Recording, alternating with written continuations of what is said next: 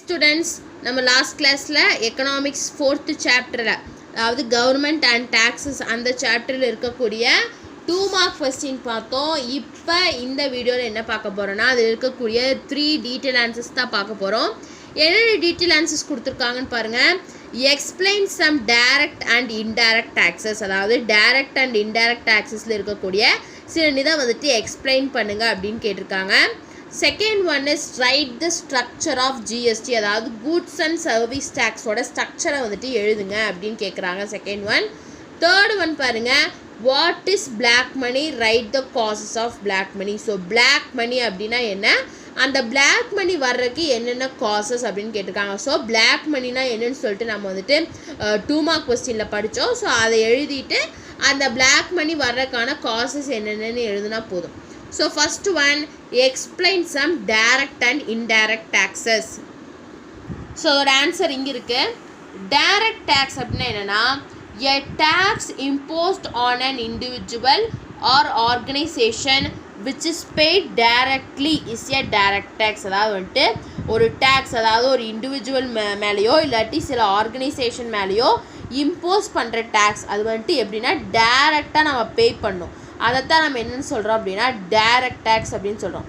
A tax imposed on an individual or organization which is paid directly is called direct tax. So அந்த டைரக்ட் டேக்ஸஸில் first என்னென்னா income tax, second one is corporate tax, third one is wealth tax.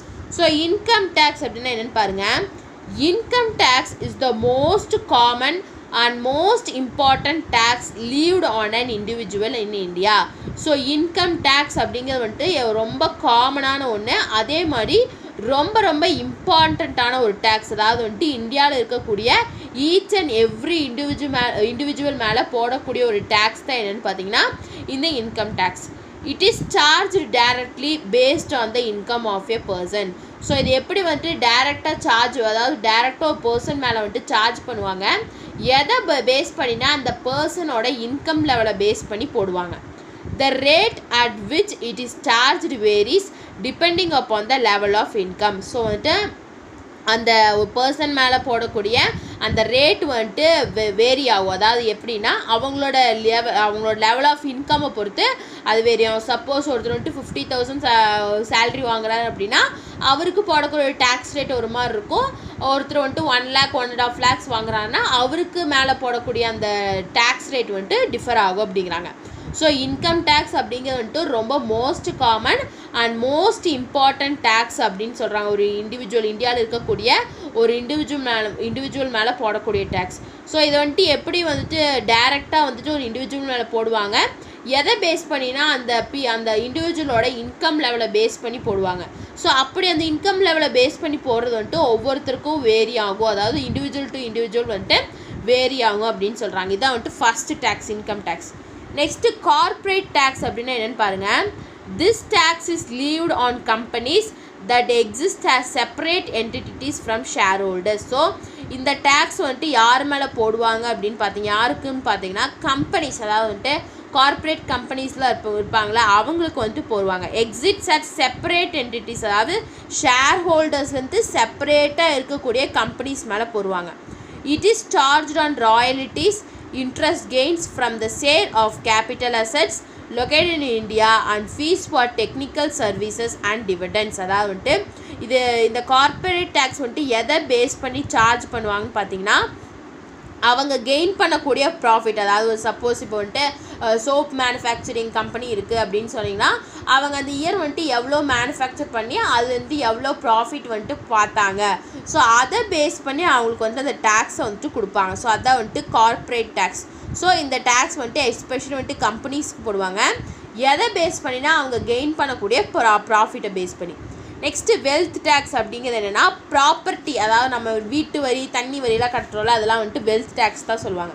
So wealth tax is charge on the benefits derived from the property ownership. So wealth tax அப்படிங்கிறது வந்துட்டு யார் மேலேனா ஒரு property இருக்குது, ஒரு வீடு இருக்குன்னா அந்த ப்ராப்பர்ட்டிக்கு வந்துட்டு அந்த ஒரு டேக்ஸ் போடுவாங்க. அதை தான் என்ன சொல்கிறாங்கன்னா வெல்த் டேக்ஸ் அப்படிங்கிறாங்க.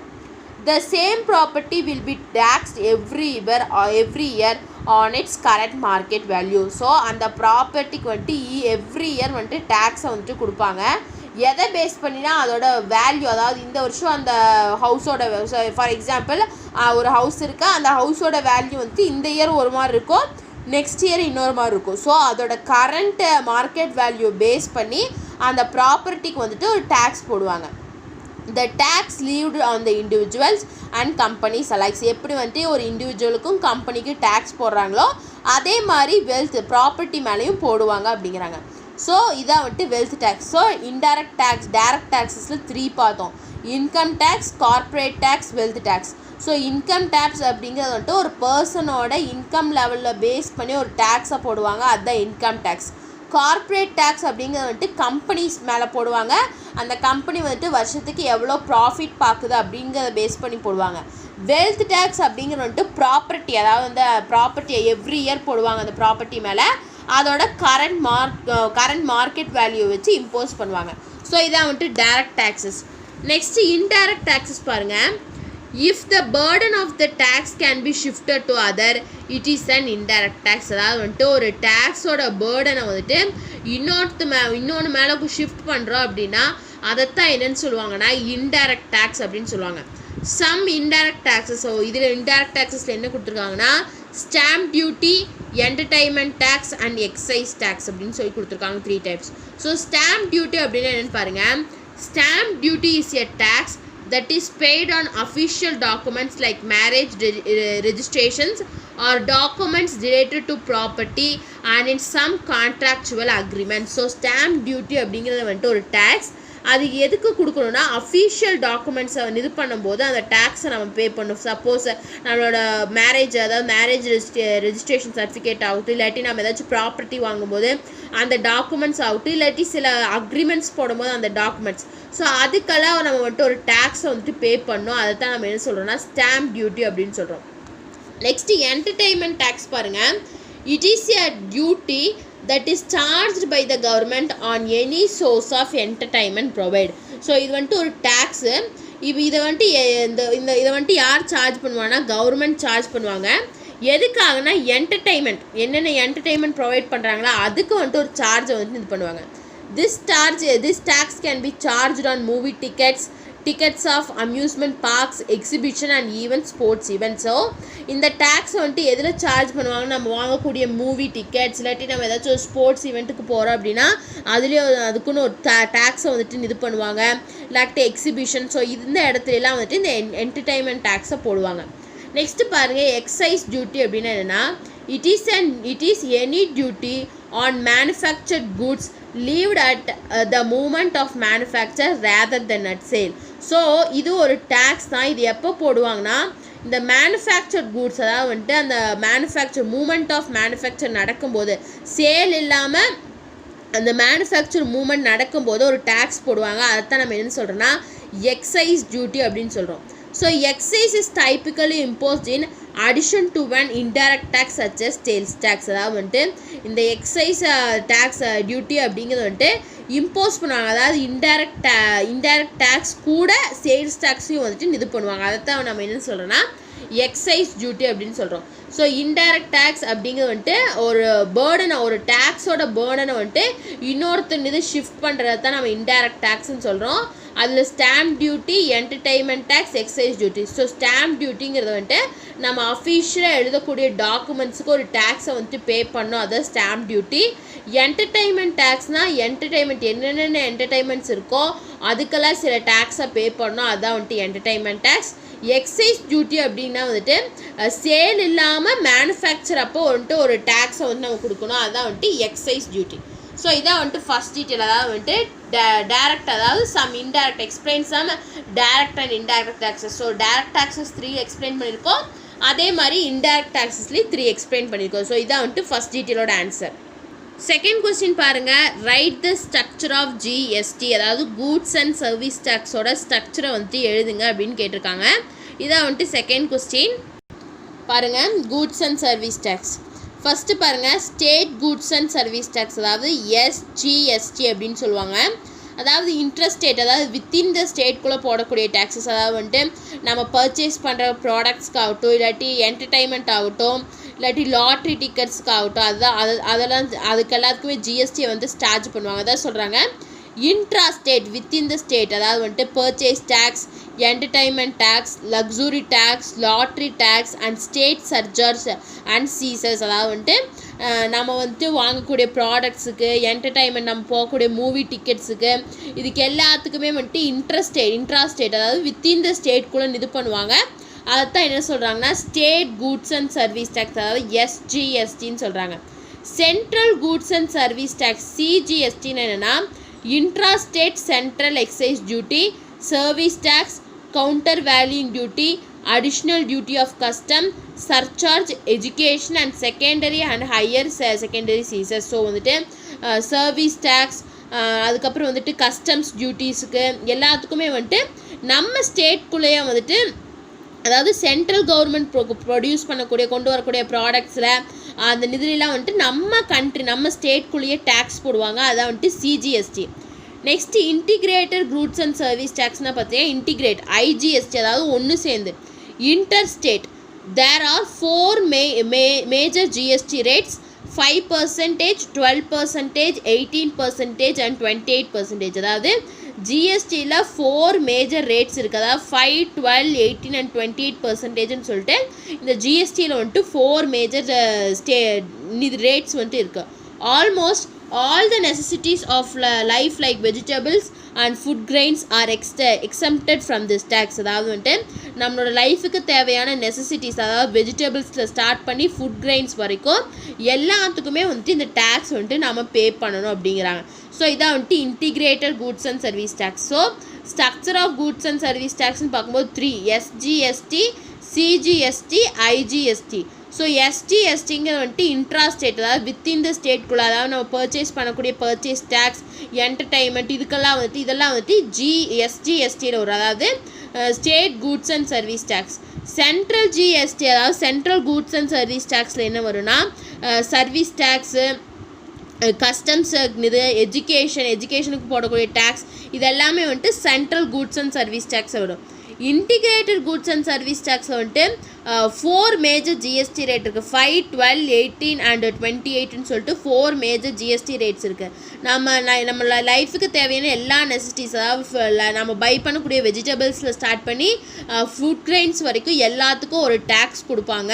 அதைத்தான் வந்துட்டு integrated goods and service tax அப்படின்னு சொல்லுவாங்க.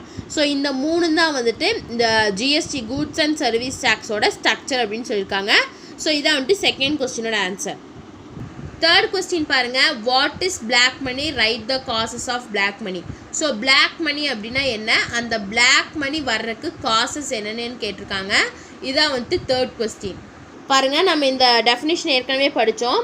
Black money is the funds earned on the black market on which the income and other taxes have not been paid. So black மணிங்கிறது வந்துட்டு ஃபண்ட்ஸு, அதில் எங்கே earn பண்ணியிருப்போம்னா பிளாக் மார்க்கெட்டில் earn பண்ணியிருப்போம்.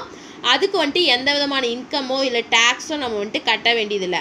இது வந்துட்டு ஒரு கணக்கில் வராத மணி, அதாவது கணக்கில் வராத பணம்னு சொல்லுவாங்களே, அதை சொல்கிறாங்க. the unaccounted money that is concealed from the tax administrator is called black money. அதாவது வந்துட்டு கணக்கிலேயே வராத பணம் அப்படின்னு சொல்லுவாங்க. ஸோ இதைத்தான் நம்ம வந்துட்டு பிளாக் மணி அப்படின்னு சொல்கிறோம். ஸோ இந்த பிளாக் மணி வர்றதுக்கு காசஸ் என்ன, causes of black money. Several sources of black money are identified as causes. So இந்த பிளாக் மணி இந்த பிளாக் மணி வர்றதுக்கு சில சோர்ஸஸை வந்துட்டு நம்ம ஐடென்டிஃபை பண்ணியிருக்கோம் காசஸாக. என்னென்னா first one is shortage of goods, second one is licensing proceeding, third one is contribution of industrial sector, fourth one is smuggling and fifth one is tax structure. So first shortage of goods la enna parunga. Shortage of goods, whether natural or artificial, is the root cause of black money. So கூட்ஸோட shortage, அதாவது நம்ம produce பண்ணக்கூடிய கூட்ஸோட பற்றாக்குறை அப்படின்னு சொல்லுவாங்க. அது வந்துட்டு நேச்சுரலாகவும் இருக்கட்டும் இல்லாட்டி ஆர்டிஃபிஷியலாக இருக்கட்டும், அதுதான் வந்துட்டு இந்த பிளாக் மணி வர்றதுக்கு ஒரு ரூட் காஸ் அப்படின்னு சொல்கிறாங்க. Controls are often introduced to check black money. So இந்த பிளாக் மணி செக் பண்ணுறதுக்கு சில கண்ட்ரோல்ஸை வந்துட்டு நம்ம இன்ட்ரடியூஸ் பண்ணணும் அப்படிங்கிறாங்க. ஸோ இதான் வந்துட்டு first one, shortage of goods. அதாவது வந்துட்டு கூட்ஸோட டிமாண்டும் வந்துட்டு அது வந்துட்டு நேச்சுரலாக இருக்கலாம் இல்லாட்டி ஆர்டிஃபிஷியல் டிமாண்டாக இருக்கலாம். இதுதான் வந்துட்டு இந்த பிளாக் மணி வர்றதுக்கு ஒரு ரூட் காஸ் அப்படின்னு சொல்கிறாங்க. ஸோ இந்த பிளாக் மணியை செக் பண்ணுறதுக்கு சில கண்ட்ரோல்ஸ் எல்லாம் நம்ம வந்துட்டு இன்ட்ரடியூஸ் பண்ணணும் அப்படிங்கிறாங்க. ஸோ இதை வந்துட்டு ஃபஸ்ட்டு காஸ், பிளாக் மணி வரக்கு first cause. Next second cause பாருங்கள், licensing proceeding. It is firmly believed that system of control permits, quotas and license are associated with maldistribution of commodities in short supply which results in the generation of black money. அதாவது வந்துட்டு ரொம்ப எல்லாரும் believe பண்ணுறது என்ன அப்படின்னா, system of control permits, quotas and licence, அதாவது வந்துட்டு இந்த கண்ட்ரோல் சிஸ்டம் வந்துட்டு, அதாவது இந்த பிளாக் மணியை கண்ட்ரோல் பண்ணக்கூடிய சிஸ்டம் வந்துட்டு என்ன பெர்மிட் பண்ணுது அப்படின்னா, கமாடிட்டிஸ், அதாவது வந்துட்டு இந்த கமாடிட்டிஸ்னால் ப்ராடக்ட்ஸ், நம்ம ஷார்ட் டைமில் வந்துட்டு அந்த கமாடிட்டிஸை வந்துட்டு டிஸ்ட்ரிபியூட் பண்ணுறது மால் டிஸ்ட்ரிபியூஷன், அதாவது கரெக்டாக நடக்கிறது இல்லை, அதனால கூட அந்த பிளாக் மணி வந்துட்டு ஜென்ரேட் ஆகுது அப்படின்னு சொல்கிறாங்க. அதான் சொல்லியிருக்காங்க, associated with maldistribution of commodities in short supply which results in that generation of black money. So அதனால கூட இந்த பிளாக் மணி வந்துட்டு வரலாம் அப்படின்னு சொல்கிறாங்க. இதான் வந்துட்டு செகண்ட் காஸ். தேர்ட் ஒன் பாருங்கள், கான்ட்ரிபியூஷன் ஆஃப் இண்டஸ்ட்ரியல் செக்டர். அதாவது இந்த இண்டஸ்ட்ரியல் செக்டரோட கான்ட்ரிபியூஷன், இந்த பிளாக் மணி வர்றதுக்கு இந்த இண்டஸ்ட்ரியல் செக்டரோட கான்ட்ரிபியூஷன் என்னென்னு பாருங்கள். Industrial sector has been the major contributor to black money. So இந்த பிளாக் மணி வரக்கு ஒரு மேஜர் ஒரு காரணம் என்ன அப்படின்னா வந்துட்டு இந்த இண்டஸ்ட்ரியல் செக்டர் தான். For example, the control of public limited companies tries to buy commodities at low prices and get them billed at high amounts and pockets the difference personally. அதாவது என்ன சொல்கிறாங்கன்னா, இந்த பப்ளிக் லிமிடெட் கம்பெனி வந்துட்டு கண்ட்ரோலில் இருப்பாங்களே, அவங்க என்ன ட்ரை பண்ணுவாங்கன்னா, கமாடிட்டிஸ், அதாவது வாங்கக்கூடிய ப்ராடக்ட்ஸ் வந்துட்டு ரொம்ப லோ ப்ரைஸில் வாங்கிட்டு, ஆனால் வந்துட்டு அதுக்கு பில்லு எப்படி போடுவாங்க, ஹை அமௌண்ட்டில் வந்துட்டு பில்லு போட்டுருவாங்க. ஸோ அதில் அவங்க லோ ப்ரைஸில் தான் வாங்குவாங்க, ஆனால் ஹை அமௌண்ட்ஸில் பில் போடும்போது அதில் வரக்கூடிய அந்த டிஃப்ரென்ஸ் மணி அவங்க என்ன பண்ணுவாங்க, அவங்க எடுத்துப்பாங்க. இதான் வந்துட்டு எக்ஸாம்பிள். ஃபார் எக்ஸாம்பிள் வந்துட்டு ஒரு கவர்மெண்ட்டுக்கு வந்துட்டு ஒரு கன்ஸ்ட்ரக்ஷன் நடக்குது அப்படின்னா அதை டெண்டர் விற்று மற்ற இதை எடுத்துக்கக்கூடிய ஒவ்வொரு கன்ஸ்ட்ரக்ஷன் கம்பெனிக்கு டெண்டர் விடுவாங்க. எந்த கன்ஸ்ட்ரக்ஷன் கம்பெனி வந்துட்டு கம்மியான விலைக்கு வந்துட்டு அதை கோட் பண்ணுறாங்களோ அவங்க எடுப்பாங்க. அவங்க அப்படி எடுத்துக்கக்கூடிய அந்த கம்பெனி என்ன பண்ணுவாங்கன்னா, அவங்க வாங்கக்கூடிய அந்த பிரிக்ஸு, சிமெண்ட்டு, சாண்ட் இதெல்லாம் இருக்குல்ல, அதுக்கு வந்துட்டு ஒரு அமௌண்ட்டை வந்துட்டு கோட் பண்ணிடுவாங்க. அதாவது வந்துட்டு அவங்க வாங்குறது வந்துட்டு ரொம்பவே கம்மியான விலைக்கு தான் வாங்குவாங்க. ஃபார் எக்ஸாம்பிள் 1 lakhக்கு வாங்கணும் அப்படிங்கிற இடத்துல 50 lakhஸுக்கு தான் வாங்குவாங்க, ஆனால் 1 lakh வந்துட்டு பில் பண்ணிடுவாங்க. ஸோ அந்த 1 lakh பில் பண்ணும்போது அதை கொண்டு போய் கவர்மெண்ட் கிட்ட கொடுத்து அவங்க அந்த 1 lakh கேஷை வாங்கிட்டு, ஆனால் வந்துட்டு அதில் 50% 50,000 தான் வந்துட்டு கமாடிட்டிஸை வாங்கியிருப்பாங்க. பேலன்ஸ் இருக்கக்கூடிய 50% என்ன பண்ணுவாங்கன்னு பார்த்தீங்கன்னா, அவங்க அக்கௌண்ட்டில் பர்சனலாக எடுத்துப்பாங்க. ஸோ அப்படி எடுக்க போகும்போது இங்கே பிளாக் மணி அப்படிங்கிறது வந்துட்டு ஜென்ரேட் ஆகும் அப்படிங்கிறாங்க. அதான் சொல்கிறாங்க contribution to industrial sector. So இந்த பிளாக் மணி வர்றதுக்கு ஒரு மேஜர் ஒரு கான்ட்ரிபியூட்டர் யார் அப்படின்னா இந்த இண்டஸ்ட்ரியல் செக்டார் தான் அப்படிங்கிறாங்க. நெக்ஸ்ட்டு ஃபோர்த்துக்கா ஸ்மக்லிங்னா வந்துட்டு கடத்துறது அப்படின்னு சொல்லுவாங்க. அதான் வந்துட்டு smuggling. Smuggling is one of the major source of black money. So black மணி வர்றதுக்கு ஒரு மேஜர் சோர்ஸ் என்னன்னு பார்த்தீங்கன்னா இந்த ஸ்மக்லிங் தான். When India had rigid system of exchange controls, precious metals like gold, silver, textiles and electronic goods were levied on heavy excise duty. அதாவது வந்துட்டு India வந்துட்டு ஒரு ரிஜிட் சிஸ்டம், அதாவது வந்துட்டு எக்ஸ்சேஞ்சை கண்ட்ரோல் பண்ணுறதுல வந்துட்டு இந்தியா வந்துட்டு ஒரு ரிஜிட் சிஸ்டம். அதாவது வந்துட்டு நம்ம எக்ஸ்சேஞ்ச் பண்ணக்கூடிய ப்ரெஷியஸ் மெட்டல்ஸ், அதாவது கோல்டு, சில்வர் அதுவும் ஆகட்டும், இல்லாட்டி டெக்ஸ்டைல்ஸ், எலக்ட்ரானிக்ஸ் ஆகட்டும், ஸோ இது எல்லாமே வந்துட்டு இந்த எக்ஸைஸ் டியூட்டி நம்ம எக்ஸ்சேஞ்ச் பண்ணுறதுனால அதில் அந்த டேக்ஸ் வந்துட்டு அதிகமாக போடுவாங்க. ஸோ அதனால் இவங்க என்ன பண்ணுவாங்கன்னா, அவங்க எக்ஸ்சேஞ்ச் பண்ணக்கூடிய ப்ராடக்ட்ஸ் வந்துட்டு கம்மியாக கட்டிடுவாங்க. ஸோ கம்மியாக கட்டும்போது என்ன ஆகும், அந்த டேக்ஸ் நம்ம கட்டக்கூடிய டேக்ஸ் வந்துட்டு கம்மியாகும். ஸோ அதனாலே அந்த இடத்துல வந்துட்டு பிளாக் மணி அப்படிங்கிறது வந்துட்டு ஒன்று க்ரியேட் ஆகும். நெக்ஸ்ட்டு ஃபோர்த்து காஸ் பாருங்கள், tax structure. When the tax is high, more black money is generated. So நம்ம டேக்ஸை வந்துட்டு இன்க்ரீஸ் பண்ண இவ்வளோ டேக்ஸ் கட்டணும் அப்படிங்கிறதுனாலேயே அவங்க வந்துட்டு அக்கௌண்ட்ஸில் வந்துட்டு கம்மியாக காட்டுவாங்க. ஸோ அப்போ அந்த பிளாக் மணி அப்படிங்கிறது வந்துட்டு ஜென்ரேட் ஆகும் அப்படின்னு சொல்கிறாங்க. ஸோ 5 மேஜர் காசஸ், அதாவது பிளாக் மணி வர்றதுக்கு 5 மேஜர் காசஸ். அதாவது வந்துட்டு first one is shortage of goods, second one is licensing proceeding, third one is contribution of the industrial sector, fourth one is smuggling and fifth one is tax structure. So first வந்துட்டு black money அப்படின்னா என்னென்னு எழுதிட்டு அதோட causes வந்துட்டு எழுதணும். இதான் வந்துட்டு third கொஸ்டினோட ஆன்சர். ஸோ ஸ்டூடெண்ட்ஸ் நம்ம வந்துட்டு இதில் இருக்கக்கூடிய 3 ஆன்சர்ஸும் 3 டீட்டெயில் ஆன்சர்ஸும் பார்த்துட்டோம். ஸோ நெக்ஸ்ட் கிளாஸில் வந்துட்டு நெக்ஸ்ட் சாப்டர் பார்க்கலாம். ஸோ உங்களுக்கு இந்த 3 டீட்டெயில் ஆன்சர்ஸில் ஏதாவது டவுட் இருந்தால் கமெண்ட் பண்ணுங்கள். இந்த வீடியோ கிளாஸ் பிடிச்சிருந்தா லைக் பண்ணுங்கள், ஷேர் பண்ணுங்கள், சப்ஸ்கிரைப் பண்ணுங்கள். தேங்க்யூ.